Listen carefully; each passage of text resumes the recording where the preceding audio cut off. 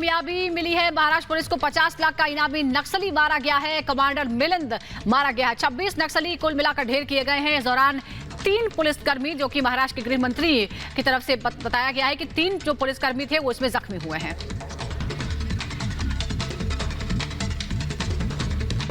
कितनी टुकड़ियां लगी थी पुलिस की, इसमें कुछ बता सकते हैं? नहीं, टुकड़ियां तो स्प्रेड रहती है। ये ऑपरेशन सुबह 6 बजे शुरू हुआ था और ये दोपहर को 4 बजे तक शुरू रहा। सर, अभी जो ऑन ग्राउंड है उसका किस तरह से मुआयना किया जा रहा है? क्या एक्स्ट्रा फोर्सेस वहाँ पे लाई जा रही है? क्योंकि जिस तरह से मिलिंद तेल तुंबड़े को मारा गया है तो सिचुएशन खराब होने की संभावना है उस एरिया में। किस तरह से सिक्योरिटी बीफ अप की गई है? नहीं, उसमें ज़रूरत नहीं। वहाँ पे हमारा जो फोर्स है वो कॉम्पिटेंट फोर्स है और इनफ फोर्स है। इसमें अभी बाहर से कोई भेजने का आवश्यकता अभी तो नहीं है। महाराष्ट्र पुलिस के लिए बड़ी कामयाबी के तौर पर इस ऑपरेशन को देखते हैं?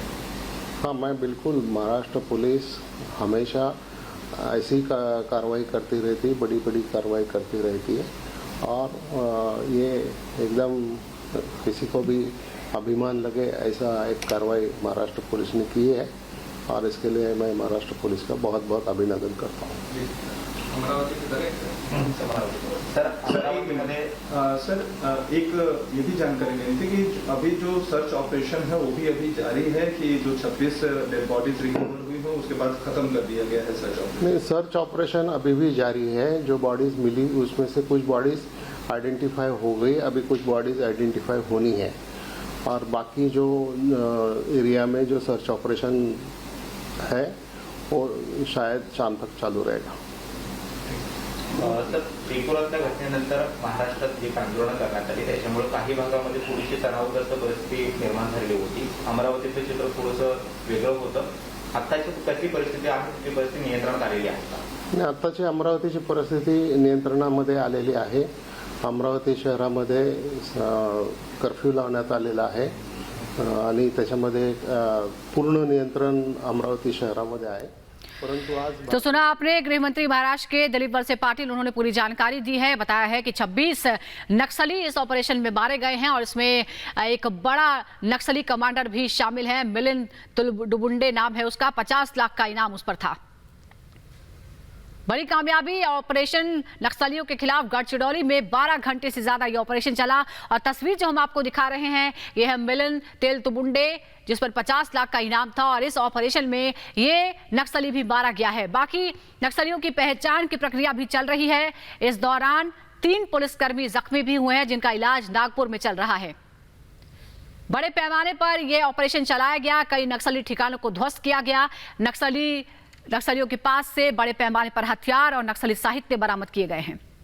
पिछले कुछ सालों में ये बहुत बड़ी कामयाबी है और बहुत बड़ा ऑपरेशन नक्सलियों के खिलाफ। गढ़चिरौली आपको बता दें, महाराष्ट्र का ये इलाका, महाराष्ट्र, छत्तीसगढ़ और मध्य प्रदेश के कई इलाके हैं जो नक्सलियों के गढ़ माने जाते हैं, लेकिन पिछले कुछ सालों में बड़ा नुकसान पहुंचाया गया है नक्सलियों को। जो याच्यामध्ये कोणी दोषी आहे त्या प्रत्येकावर त्या ठिकाणी कठोर कारवाई केली जाईल। सर, हिंदी में जानना चाहेंगे sir, minister of home affairs ने जो त्रिपुरा की जो इंसिडेंट हुआ था उसको फेक करके बताया गया है, कंफर्मेशन मिली है। महाराष्ट्र में जो अलग अलग वायलेंस हुए हैं अलग अलग शहरों में, उसको लेके कुछ अलग से जांच बिठाई जाएगी? जिस तरह से नाम आ रहा है रजा एकेडमी, क्या उस पर कार्रवाई की जाएगी?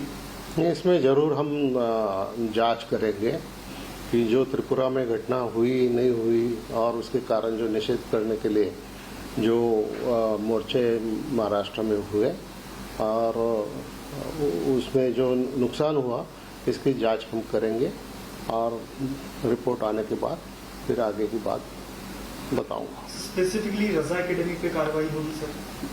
ऐसे है कि आज मैं नहीं बोल सकता हूं, लेकिन जांच करेंगे। रजा एकेडमी हो या और कोई भी संगठन हो, उनका उद्देश्य क्या था, क्यों मोर्चे निकाले गए, क्यों ये ऑर्गेनाइज किया गया, इसकी जांच हम करेंगे। अभी सिचुएशन कैसी है एट प्रेजेंट वहाँ पे सर? अभी अमरावती और आजू बाजू के डिस्ट्रिक्ट में सब सिचुएशन शांत है, कंट्रोल है। रूरल अमरावती में भाजपा ने आज बंद को पुकारा था सर, उसमें क्या रूरल अमरावती में क्या स्थिति है? अभी रूरल अमरावती में भाजपा ने आज बंद पुकारा है। इसमें रूरल अमरावती में भी एक परिस्थिति शांति बनाई रखी है और हमारी पुलिस कोशिश कर रही है शांति बनाए रखने के लिए। सर एक सवाल ये भी है, जिस तरह से इंसिडेंट्स हुए हैं वायलेंस के तिरुपुरा को लेके, ऐसे जो आपकी सहयोगी पार्टी है शिवसेना, उनकी तरफ से बयान आ रहा है कि महाराष्ट्र की जो महाविकास आघाड़ी सरकार है उसको डिस्टेबलाइज करने की कोशिश की जा रही है कुछ पक्षों की तरफ। क्या इसकी जांच अलग से की जाएगी? अभी जांच करेंगे तो उसमें सभी जांच करेंगे, जो भी कारण है उसके सामने आएंगे। Thank you sir. अभी क्या स्टेटस है, कर्फ्यू लगाया गया है, कितने दिनों के लिए कर्फ्यू लगाया गया है, क्या जो है वहाँ पे जो नेट सर्विसेज हैं उनको अभी बंद रखा गया है, उसके बारे में जरा बताइए। 4 दिन के लिए कर्फ्यू लगाया गया है और नेट सर्विसेज भी बंद रखने के लिए कहा गया है, क्योंकि कोई ऐसी बातें इधर उधर नहीं फैल जाए। तो सर सिर्फ अमरावती के लिए कि सिर्फ अमरावती के लिए? सिर्फ अमरावती। और नेट सर्विसेज भी 4 दिनों सिर्फ अमरावती के लिए। Thank you so much. और आपको बता दें कि महाराष्ट्र से दूसरी बड़ी खबर भी है, जहां लगातार जो हिंसा की खबरें आई है उस पर भी गृह मंत्री ने बयान दिया है। महाराष्ट्र में सवाल यह है कि महाराष्ट्र में हिंसा किसने फैलाई, हिंसा फैलाने वाले अमन के दुश्मन कौन है, किस तरह से उनकी पहचान की जाएगी। और दिलीप वलसे पाटिल ने कहा है जो रजा अकेडमी के बारे में बातें सामने आ रही है उसकी भूमिका की भी पड़ताल की जाएगी। अमरावती में इंटरनेट सेवाएं फिलहाल बंद है, 3 दिन तक इंटरनेट सेवा बंद कही रहेगी ताकि अफवाहें ना फैलाई जा सके। हिंसा के बाद से इंटरनेट सेवाएं बंद कर दी गई हैं। आपको बता दें कि त्रिपुरा में एक घटना की अफवाह फैली और उसके बाद उसकी वजह से महाराष्ट्र में बंद का आह्वान किया गया और फिर उस दौरान भी हिंसा हुई।